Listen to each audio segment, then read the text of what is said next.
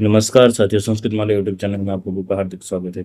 तो जैसा कि जो आप लोगों का जो बार बार कमेंट था क्या, तो पहला टॉपिक था कि आपका जो क्या क्या डॉक्यूमेंट लगने वाला है, वो उपशास्त्री हो, शास्त्री हो, या फिर चाहे एमए आचार्य हो।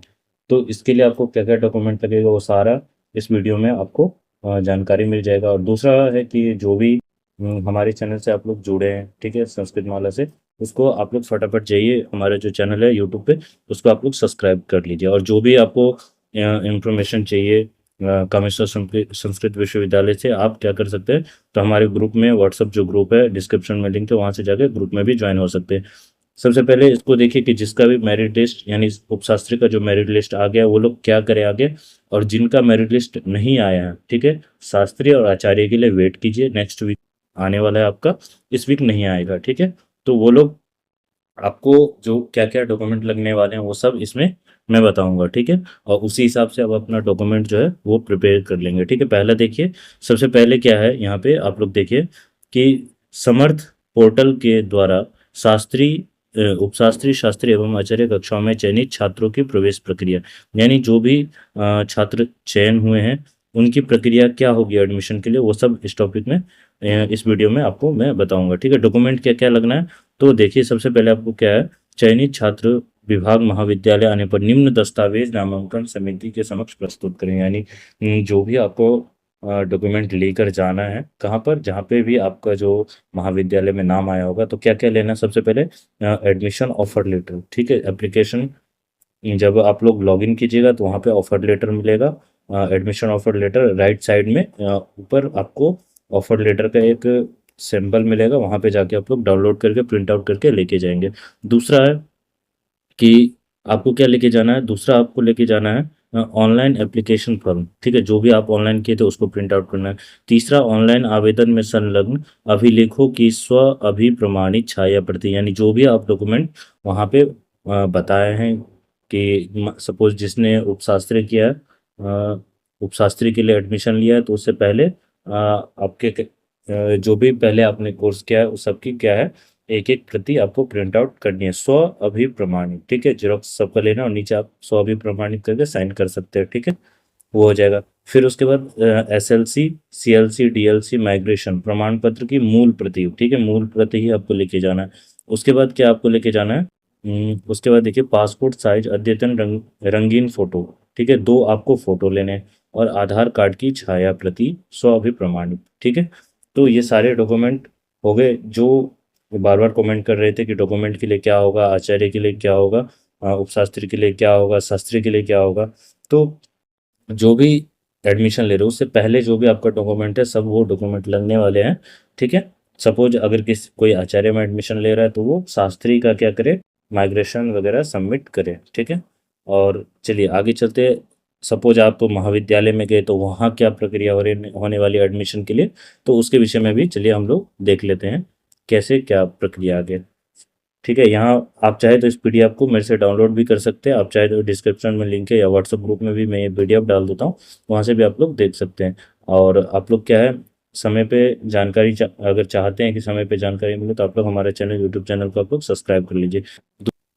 देखिए दूसरा में क्या, नामांकन समिति विभाग महाविद्यालय के समर्थ पोर्टल के माध्यम से ही सत्यापन करेंगे, ठीक है। आपका एडमिशन वेरीफाई वहाँ समिति के माध्यम से ही होने वाला है, महाविद्यालय के ओर से ही होगा। तीसरा, सूचना वैज्ञानिक सह समर्थ नोडल पदाधिकारी द्वारा पूर्व में प्रेषित, यानी आपका जो जो वेरीफाई करेंगे, ठीक है, विभाग, उनके पास समर्थ लॉगिन आईडी का पासपोर्ट होगा, वो लोग वहाँ से अपने आईडी पासपोर्ट से ही आपका ऑनलाइन नामांकन जो है वेरीफाई करेंगे, ठीक है। जिनके पास नहीं है वो यानी जो महाविद्यालय विभाग के पास नहीं है, वो इस नंबर पे आप लोग वो कांटेक्ट कर लेंगे, ठीक है, इस पे आप कांटेक्ट कर सकते हैं। उसके बाद अगला देखिए आगे क्या होगा, नेक्स्ट,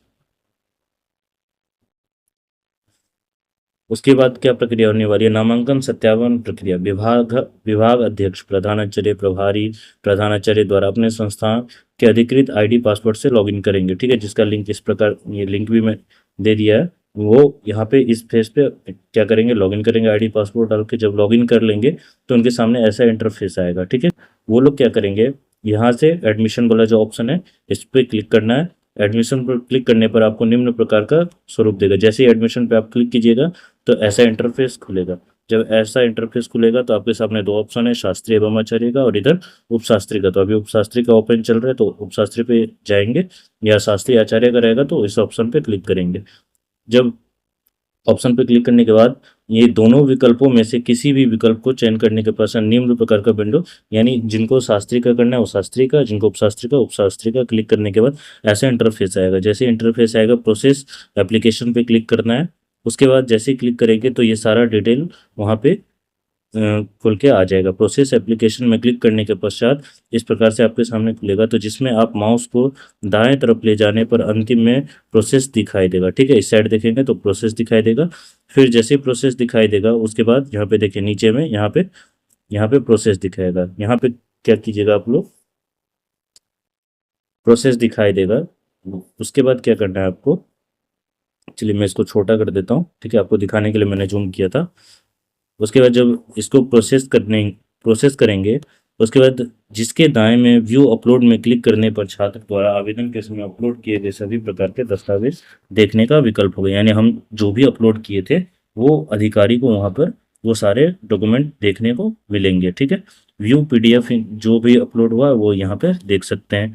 उसके बाद क्रमशः छात्र द्वारा अपलोड किए गए दस्तावेजों को देखते हुए सत्यापित कर सकते हैं, यानी जो अपलोड किए होंगे और जो आप हार्ड कॉपी दिए हैं। ठीक है, उससे वेरीफाई किया जाएगा। उसके बाद ये सब सत्यापन करेंगे और सभी प्रकार से संतुष्ट होने पर, यानी अधिकारी जब आपका सारा डॉक्यूमेंट चेक कर लेंगे तो शॉर्ट लिस्ट एडमिशन का चयन करेंगे।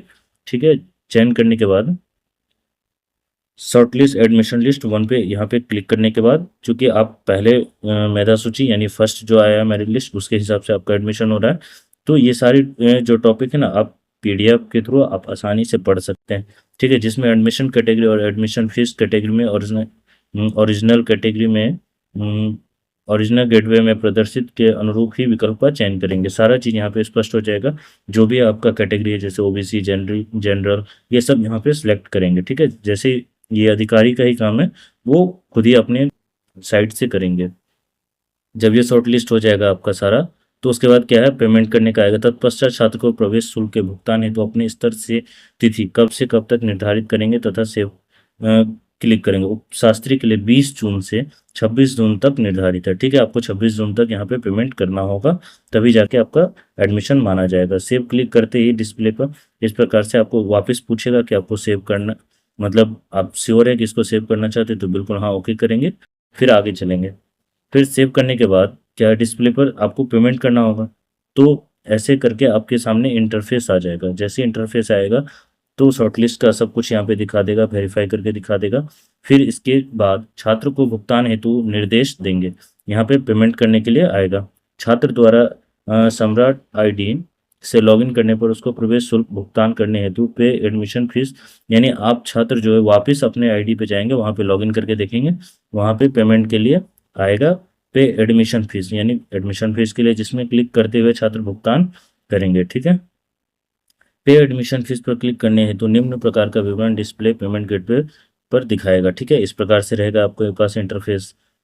कोई भी परेशानी होगी आप क्या हमसे जुड़ के, ठीक है, या हमसे कांटेक्ट करके भी आप उस समस्या को हल कर सकते हैं। ठीक है, बाकी वीडियो कैसा लग रहा है, जानकारी कैसी लग रही है, तो आप लोग कमेंट कीजिएगा। क्या करते हैं, अगर आपको टाइम टू टाइम समय चाहिए कामेश्वर संस्कृत विश्वविद्यालय से रिलेटेड या संस्कृत से रिलेटेड किसी भी टॉपिक पे आपको वीडियो चाहिए, तो आप कमेंट के माध्यम से हमसे बोल सकते हैं। ठीक है, तो ऐसा आपका इंटरफेस आ जाएगा। उसके बाद ये आपको पेमेंट करने के बाद आपको अपना पीडीएफ प्रिंट कर लेना है, पेमेंट का रिसीविंग। ठीक है, इस प्रकार फॉर्म में भुगतान विवरण सहित विविध प्रकार के अंकित होंगे। जैसे आप फॉर्म प्रिंट कीजिएगा ये सारा इस पर डिटेल रहेगा। इस प्रकार से यह प्रक्रिया संपन्न हो जाएगी। ठीक है, जैसे ये संपन्न हो जाएगी तो यहाँ पे आप इसको पढ़ सकते हैं कि विभाग महाविद्यालय द्वारा नामांकन हेतु छात्र का प्रोसेस प्रक्रिया प्रारंभ न करने की स्थिति में छात्र विवरण का रो पंक्ति लाल रंग युक्त होगा। जब छात्र का नामांकन प्रोसेस विभाग महाविद्यालय स्तर से किया जा चुका है लेकिन छात्र ने भुगतान नहीं किया, तो उस छात्र के विवरण का रो यानी पंक्ति जो है पीला रंग से युक्त होगा। जब छात्र ने प्रवेश शुल्क का भुगतान कर दिया है तो उसका विवरण हरे रंग का युक्त हो जाएगा। ठीक है, इस प्रकार से आपको शो करेगा। इसको आप आसानी से पढ़ भी सकते हैं खुद से भी। ठीक है, इस प्रकार विभाग महाविद्यालय में अंतिम रूप से नामांकित छात्रों का विवरण अंतिम तिथि के 3 दिनों के अंदर ही ईमेल आईडी से पर प्रेषित कर दिया जाएगा। ठीक है, तो इस प्रकार से आपका एडमिशन प्रक्रिया है वो होने वाला है। ठीक है, जानकारी कैसी लगी हो एडमिशन के विषय में, जो भी आप लोगों का कमेंट था कि डॉक्यूमेंट क्या क्या लगने वाले, वो लगभग सारा मैंने एक ही वीडियो में आपको बता दिया। ठीक है, जानकारी अच्छी लगी हो तो हमारे यूट्यूब चैनल को आप लोग सब्सक्राइब कर लीजिए, बेल आइकन ऑन भी कर लीजिए। किसी भी संबंधित से आपको जानकारी चाहिए, संस्कृत से संबंधित आप पढ़ना चाहते हैं, कहीं एडमिशन लेना चाहते हैं, ठीक है, तो हमारे चैनल के साथ आप लोग जुड़िएगा। ठीक है, चलिए मिलते हैं अब नेक्स्ट वीडियो के साथ।